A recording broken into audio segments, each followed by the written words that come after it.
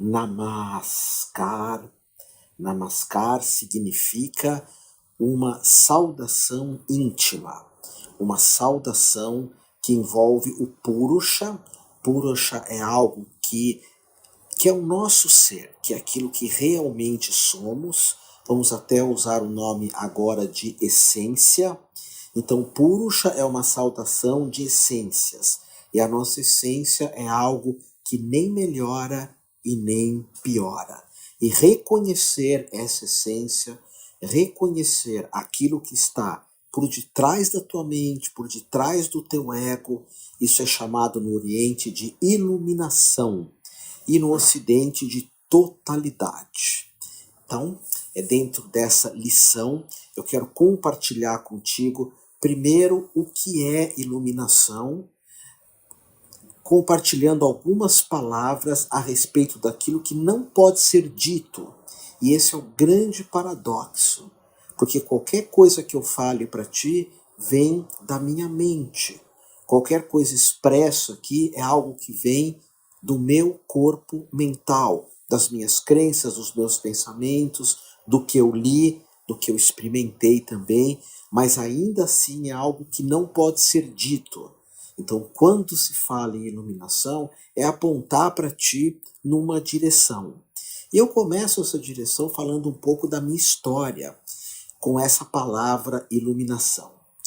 No começo das minhas buscas espirituais, e essas buscas é um grande paradoxo, porque o que eu buscava era eu mesmo.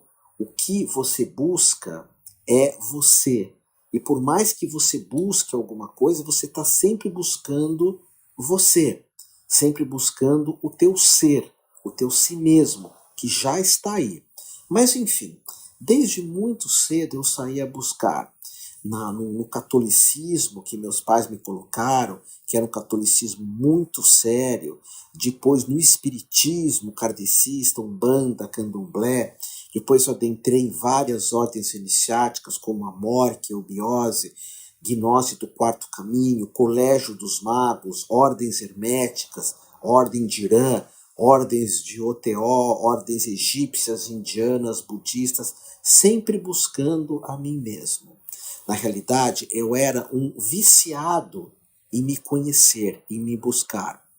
E num momento da minha vida, eu comecei a perceber que existe uma diferença entre professores, que são pessoas que têm um grande conhecimento, sacerdotes, que são pessoas que creem, mas que dificilmente experimentaram, seja lá o que for.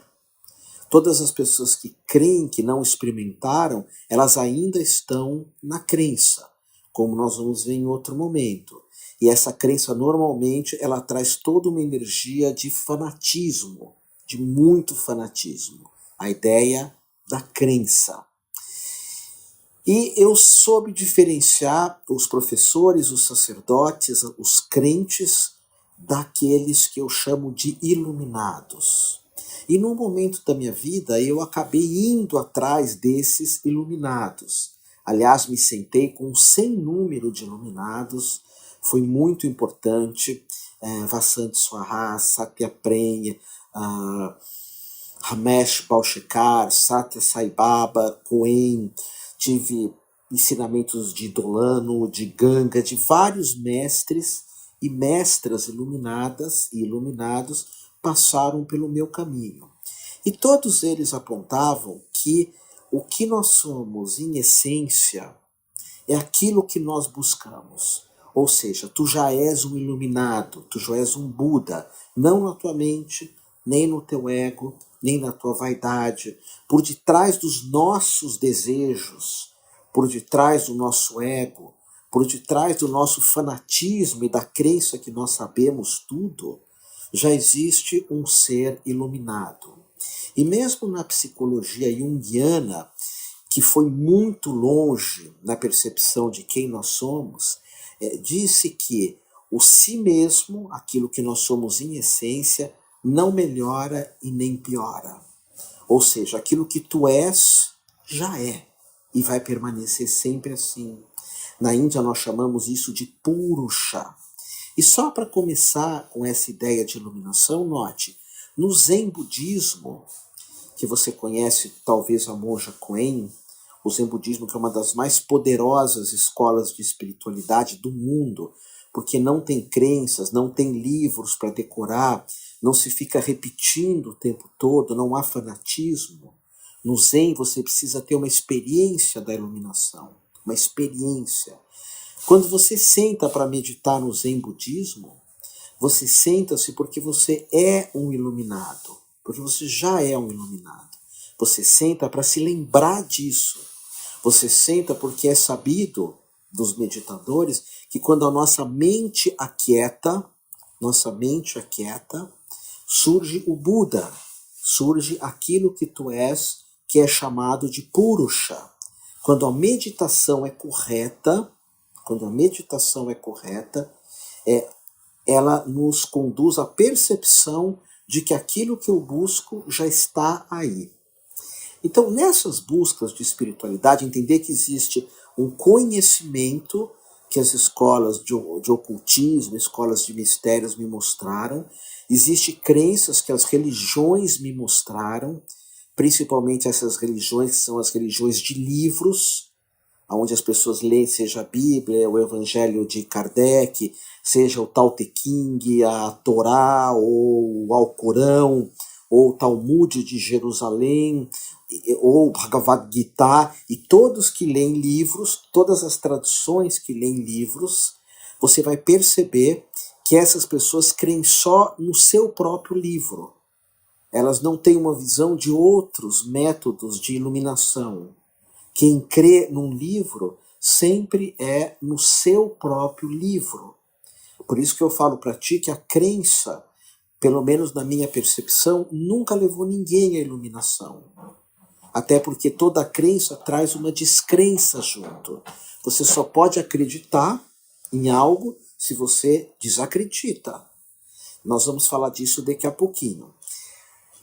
Nessa percepção da iluminação, é notório que existem dois caminhos. O caminho fácil, que de fácil não tem absolutamente nada, e o caminho difícil, que é o que eu sempre busquei, que é um caminho que leva o corpo junto, o corpo.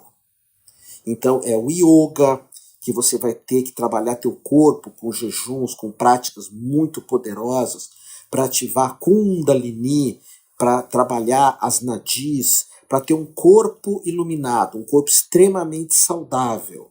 É o Aikido, é o Tai Chi Chuan, são as danças sufis, as danças giratórias, são algumas escolas de xamanismo que vai o corpo junto. Então, no caminho difícil, se faz necessário jejuns, cuidados com o corpo, uma alimentação saudável. Você vai ter uma saúde impecável, um corpo energético incrível, uma postura corporal. Você vai estar sempre muito próximo da natureza, das florestas. Você vai ter uma força física mesmo que vem desse caminho difícil. Porque você busca purificar o teu corpo e o corpo vai se tornar um iluminado também.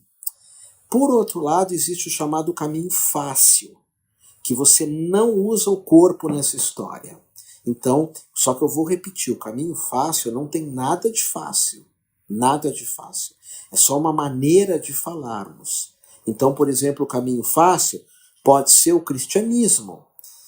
Os que seguem realmente Yoshua, Jesus, como o meu amigo o Caio Fábio, que é uma das poucas pessoas que eu conheci na minha vida que realmente segue os ensinamentos de Yoshua, que não é um fanático, um lunático, um delirante.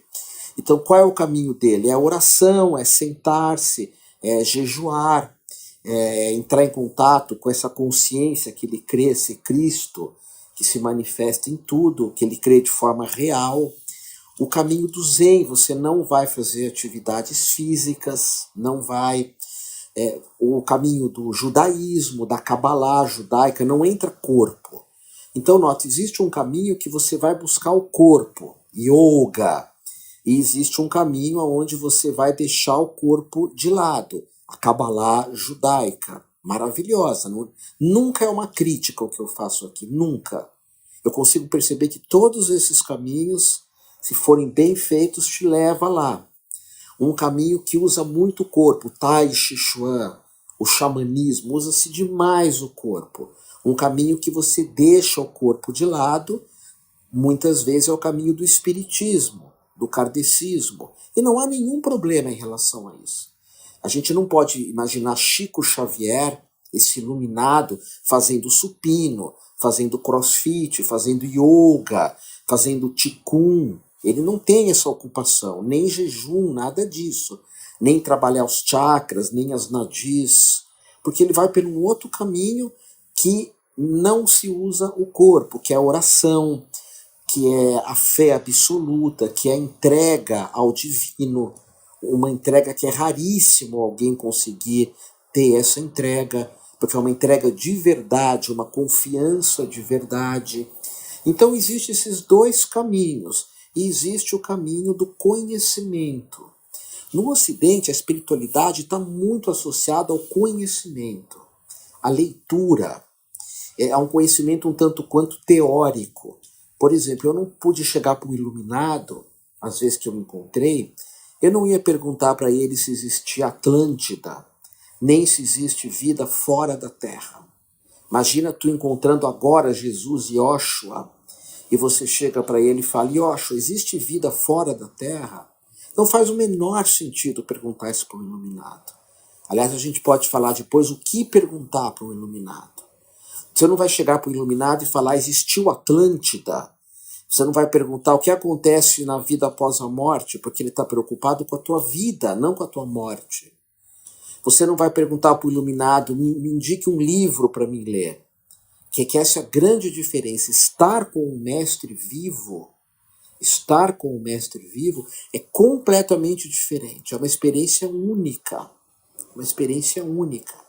Eu quero contar para ti em algum momento algumas experiências minhas com iluminados, o que eu perguntei. E existem alguns caminhos que te dão muito conhecimento, muito conhecimento. Existem alguns caminhos que te dão muitas experiências, muitas experiências. Mas iluminação é só se dar conta. Você conhece alguém que se iluminou? Nós buscamos experiências, quanto mais poderosas, melhores. Eu viajei astral, eu fui para outros planos, eu tive várias mirações, eu vi seres da natureza, eu adoro tudo isso também.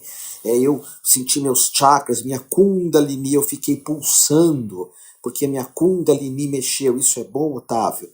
Como experiência é ótimo, mas isso não tem nenhuma relação com a iluminação. Iluminação, vamos começar a olhar para isso um pouco. É o fim das tuas buscas. É o fim das tuas buscas. Na Índia, quando alguém se ilumina, ou mesmo no Zen budismo, a pessoa diz, a gota voltou para o oceano. A gota que somos nós se deu conta que nós somos o oceano.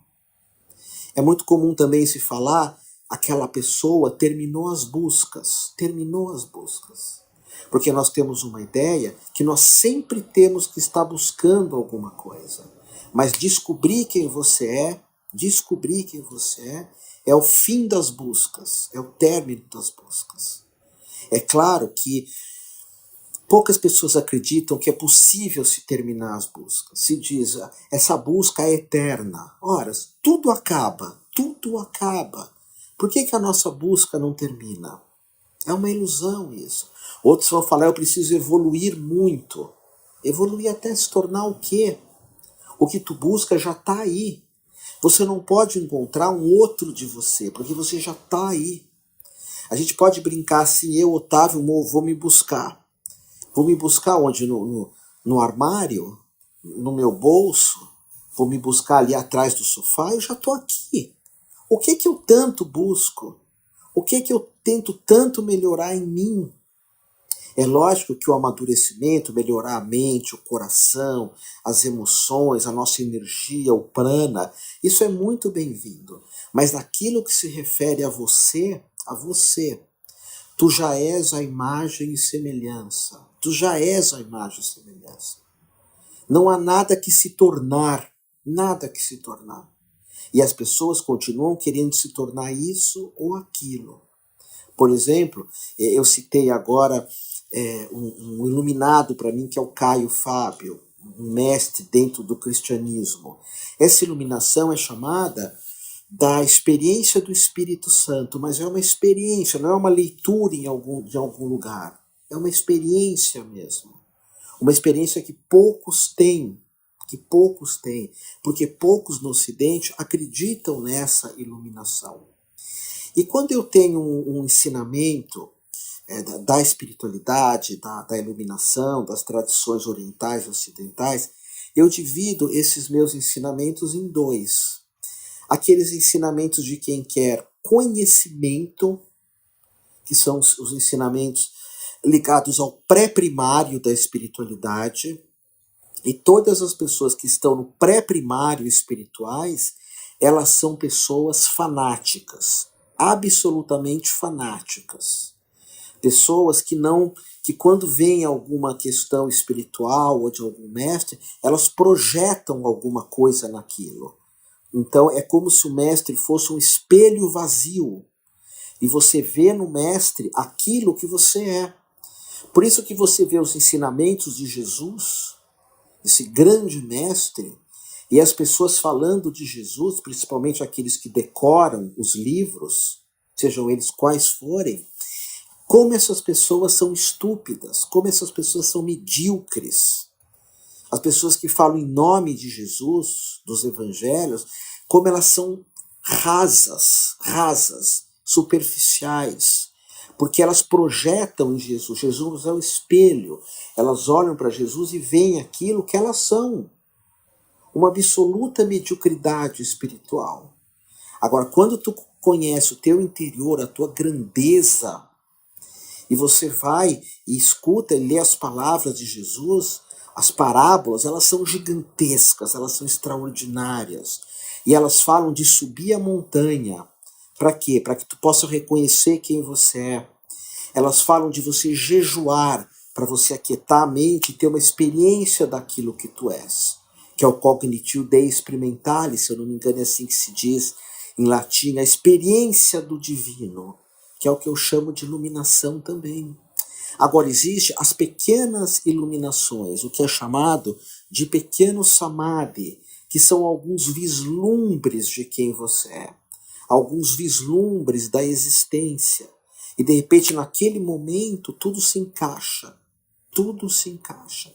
Às vezes você está meditando, olhando para uma parede, que é a meditação mais difícil que tem, olhando para a parede, sem música, sem nada para te ajudar, nada que venha de fora, é você com você. Para você ter experiências místicas, você sai em busca de algo ou traz algo. Guarda isso. Para ter experiências místicas, você traz algo para você ou você vai em busca de algo para descobrir quem você é. Nada pode vir para você e nem você em busca de nada. É aqui. Por isso que o Zazen, que é a meditação mais poderosa que existe, na minha opinião, você senta em frente a uma parede e só observa. Não tem música, não tem fechar os olhos, não tem nada que você use, você come muito pouco, o chão é duro, a sala é úmida, a parede é bege, tudo é a mesma coisa. Mas num momento, uau, tudo acontece. Absolutamente tudo acontece. Tudo faz sentido. E você passa por uma experiência daquilo que você é. Uma experiência de iluminação. E sabe, tem muita gente que faz esses trabalhos muito poderosos de meditação, como o Vipassana, o Zazen, o Niel Gusso, o Chakra Puja. Tem pessoas que fazem essas práticas de meditação muito sofisticadas e elas se iluminam. Mas elas chegam para mim e falam, olha, aconteceu isso, isso, isso. Normalmente acontece muito pouca coisa. Quando acontece muita coisa numa meditação, num caminho espiritual, são experiências, são só experiências que vão desaparecer.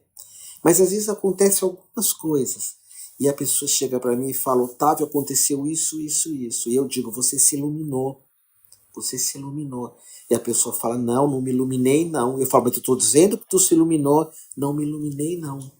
E você sabe que na Índia, e no Zen também, quando alguém se ilumina, você vai sentar com o mestre, ele te faz algumas perguntas, que eu vou te falar em algum momento, e através dessas perguntas ele vai dizer se você se iluminou ou não, ou se é só um jogo do ego, só um jogo da vaidade, tá? Então, tenta entender tudo isso, esses 25 minutos que eu estou falando aqui contigo. Existe o caminho fácil, que é o reconhecimento de que você é um iluminado, de que você é um Buda. Existe o caminho difícil, que entra teu corpo junto, que é o que eu sigo. Iluminação é o fim das buscas. Sair da ilusão ou das ilusões do samsara, desse mundo muitas vezes doentio, caótico, cheio de crenças, de fanatismos. E esse, querendo ou não, vai chegar um momento que nós vamos buscar essa iluminação. Normalmente as pessoas buscam a iluminação, ou Satori, ou Samadhi, um pouco antes de morrer. Isso é muito triste, muito triste. Quando você chega no fim e percebe que tudo que a gente viveu não levou a lugar nenhum. Quando a gente chega no final dessa vida, mas eu tenho crenças que eu vou viver outra vida, mas na hora H essas crenças vão todas embora. Porque você vai perceber o que é crença. Não quer dizer que não existam outras vidas, outro mundo, mas uma coisa é você saber disso, a outra é você acreditar, tá bom? Eu vou estar falando sobre isso mais à frente até, acho importante, porque a iluminação, quando se tira alguma coisa, surge quem você é. Para você reconhecer a tua iluminação não é necessário por nada. Tira todas as mentiras que nos foram colocadas na vida, todas as mentiras. Tirando todas as mentiras, surge a verdade. Surge a verdade, ok? Gratidão, eu vou estar falando em seguida aqui sobre crenças.